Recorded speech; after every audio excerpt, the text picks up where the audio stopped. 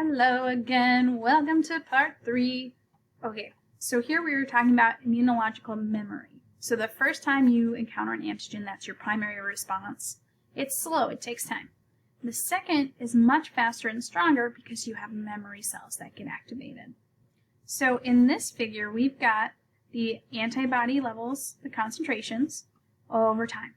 So the first exposure is day 0, and you'll notice that it's not until almost day 20 or so that you have a peak, at least definitely past day 10, of antibodies. And then those levels drop fairly rapidly.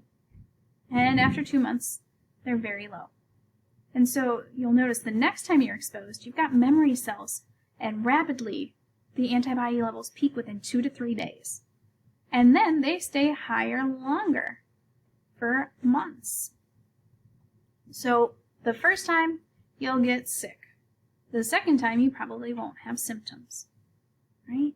And so the whole point of vaccines is exposing our immune system to the antigens on different foreign disease-causing agents. So you'll give an attenuated, a non-disease-causing version of a virus or a dead virus in the vaccine so that we see those antigens, we mount an immune response. You might even feel a little sick because you're making stuffy noses and having inflammation and so on. But if you come into contact with a live version of that virus, your response is going to be so strong that you won't generally get sick. Or if you do, it'll be much more quickly resolved than it would have been otherwise. So viruses, more bacteria that we have vaccines for, get the vaccines. There's been no studies that have shown that there are any damaging consequences. The study from someone who showed that there was autism linked is not true. They made up their numbers, they picked them. Get vaccines. They help. And so here this is showing. So one place where this isn't so helpful is allergic reactions, which we'll look a little bit more at on a future slide, but this is showing the first time you encounter that allergen, you don't have antibodies yet, but then you make them. And so the next time you see that allergen, you've got the antibodies there.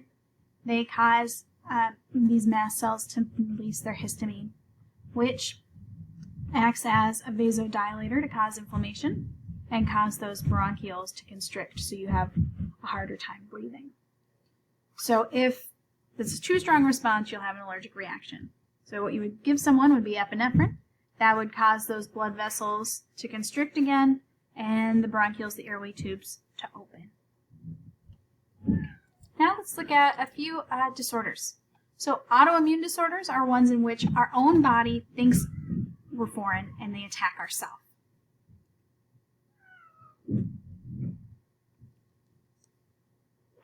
My cat is the saddest cat. He's a sweetheart.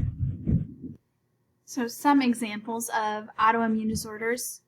We've talked about multiple sclerosis previously, where our own cells attack that myelin sheath. You can have like Crohn's disease, where you attack different parts of your intestine. Some reasons that these occur, you didn't train in your T cells properly.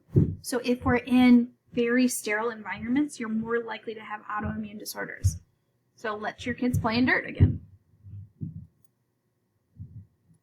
Next, allergies.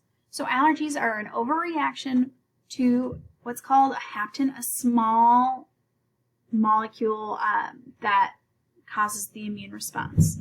So here we've got pollen grains, or plant sperm, and there's a lovely dust mite. And it's showing how once we have those allergens exposed, we make antibodies, and those go to the mast cells, and then the next time you see those, they're going to cause histamine to be released, as we saw in the previous slide.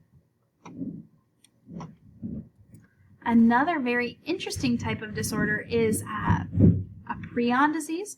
So a prion is like a small protein that causes diseases. So in humans, Creutzfeldt-Jakob disease can be found if you don't sterilize properly. There's also like mad cow disease as an example as well. So if you eat the brains of animals with prion disease, you can get that prion disease.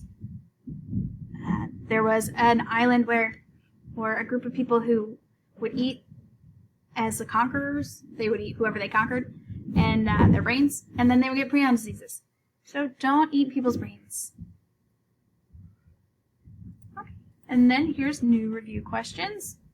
Pause the slide, pause the video, answer the questions. And I'm going to assume you did, because I like to be optimistic. So one disorder, pick one of the multiple we just covered. What do plasma cells make? Those are B cells that are the warrior cells, so they make antibodies. Antibodies attach to foreign materials.